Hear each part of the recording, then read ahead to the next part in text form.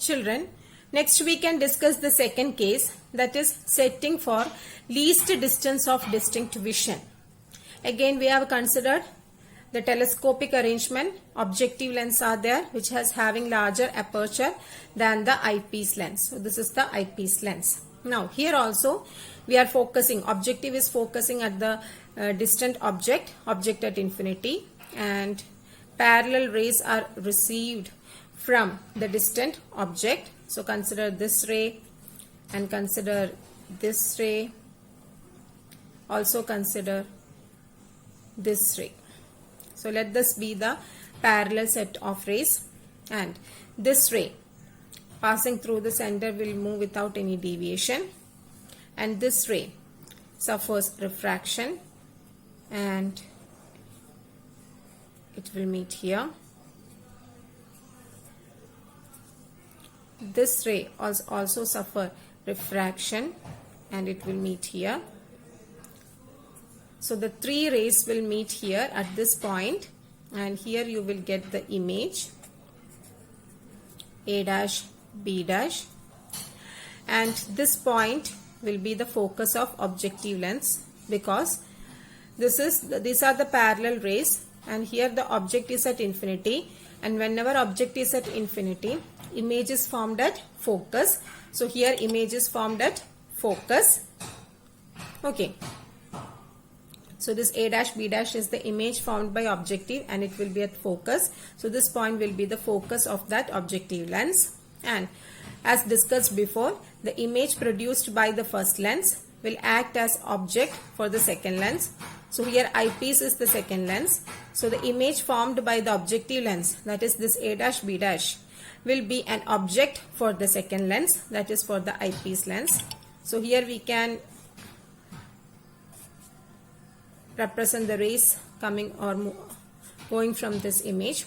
So one ray passing through the center of curvature, and another ray passing parallel to the principal axis, and this rays will pass through this ray will pass through focus. So here you can see one thing, these two are diverging rays, they will never meet at infinity. And also if the image is to be obtained at least distance of distinct vision, where should be this object? For eyepiece, A dash B dash is the object, and our aim is to obtain the final image at least distance of distinct vision. So as we discussed in the compound microscope, if image is to be formed at least distance of distinct vision, where should be the object? Yes, object should be between the lens and its focus.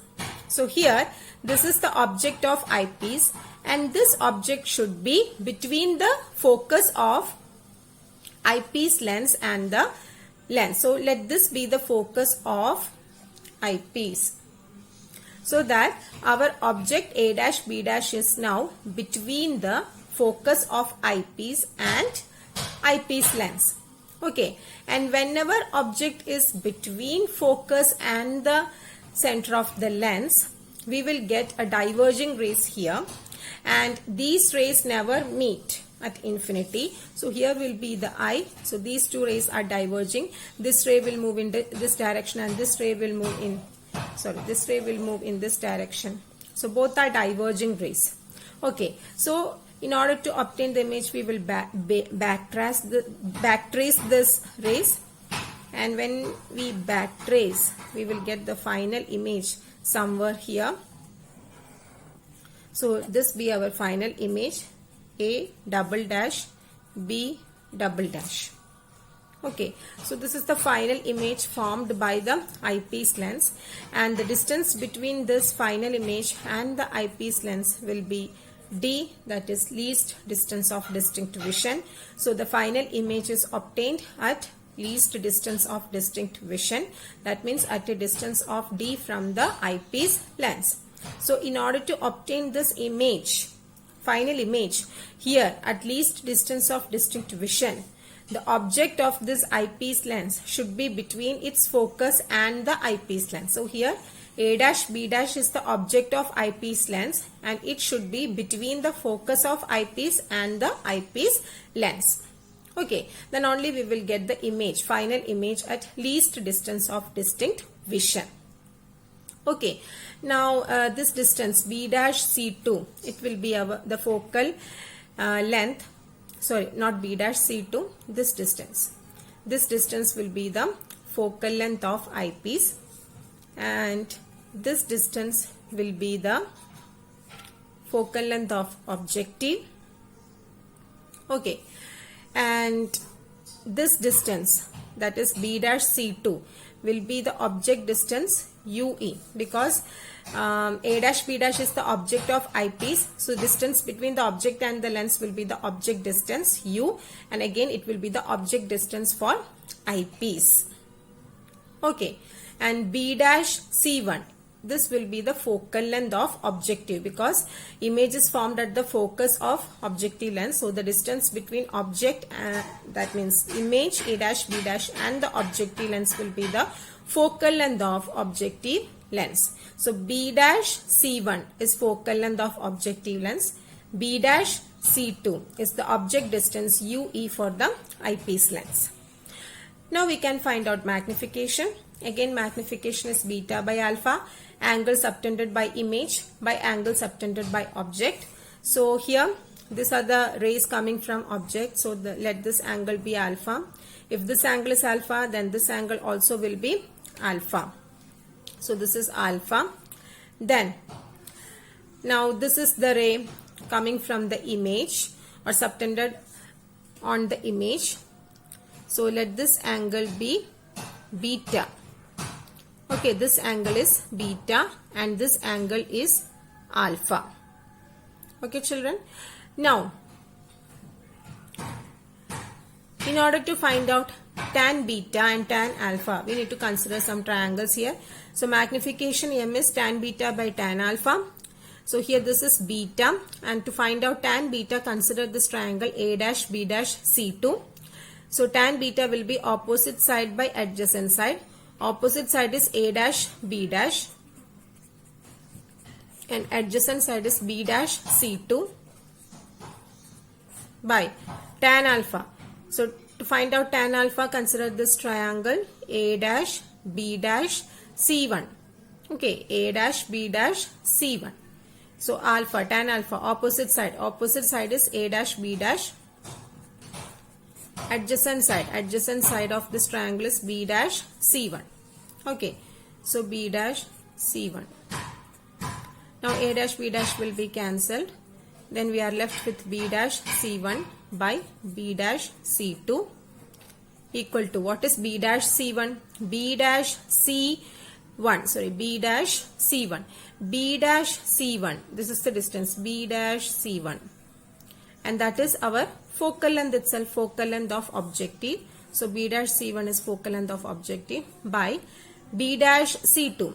This is B dash C2 and this is the distance between object of eyepiece and the eyepiece lens. So it will be the object distance UE and it will be negative because object distance U is always taken as negative. So magnification M is equal to minus FO by UE.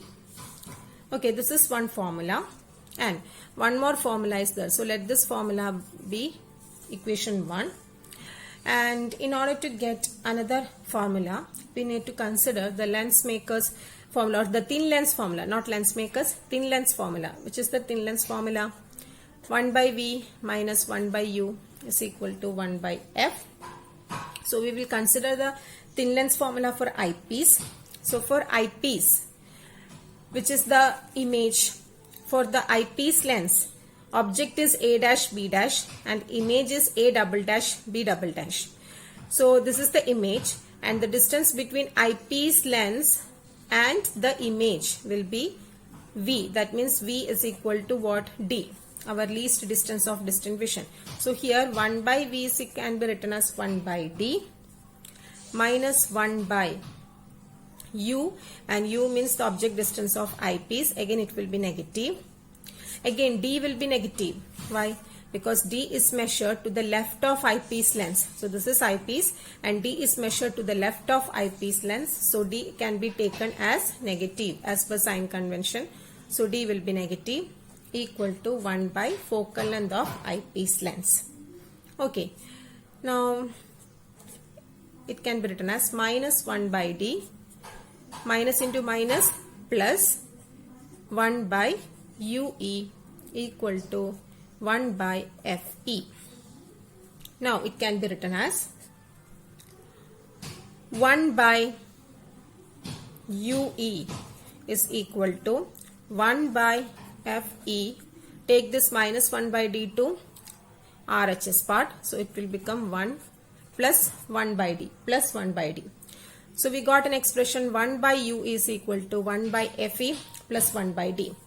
And let this be our equation number 2. Now we have got that is magnification m is equal to minus fo by ue, isn't it?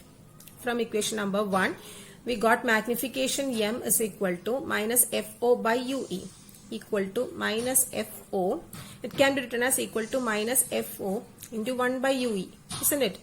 Fo by ue is 1, fo into 1 by ue equal to minus fo into 1 by ue. From equation 2, what is 1 by ue? 1 by ue is 1 by fe plus 1 by d. 1 by fe plus 1 by d. Substitute that. Okay. Then just multiply fo with each term inside the bracket. So we will get equal to minus fo by fe minus fo by d.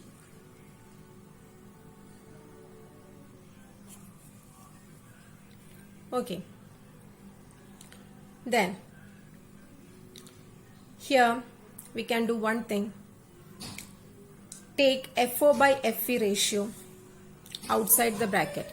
So we will get equal to minus fo by fe into, here when we take minus fo by fe outside, it will be 1. Then plus,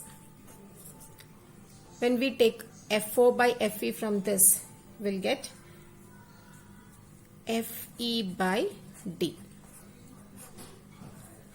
Okay, minus fo. If you have any doubt, just multiply and see. See, fo by fe into fe by d will be fe will cancel. You will get fo by d itself. Okay. 1 plus fe by d.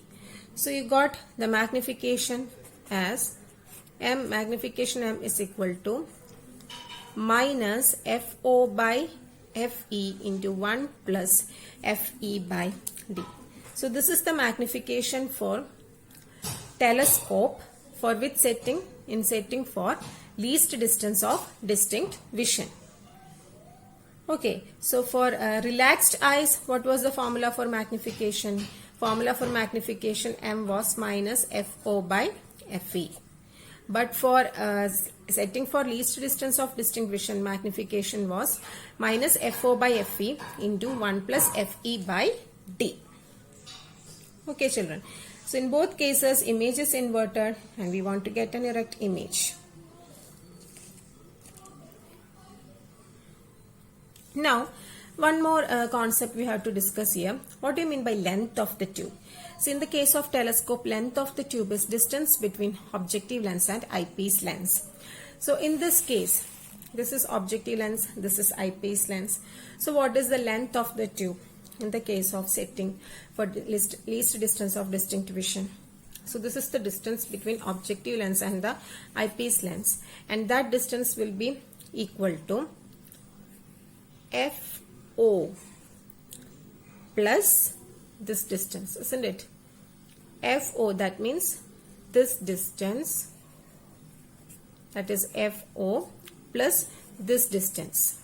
Okay, this distance is equal to the object distance ue. So the length of the tube L is equal to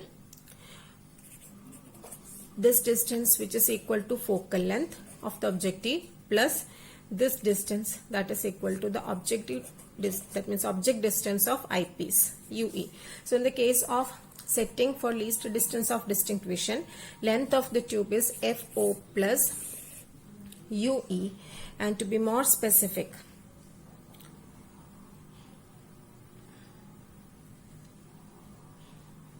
and similarly in setting for relaxed eyes, what is length of the tube?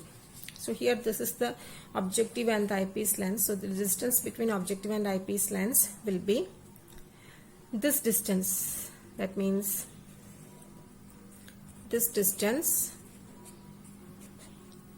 plus this distance. Okay, so this distance is equal to FO and this distance is equal to FE, focal length of eyepiece.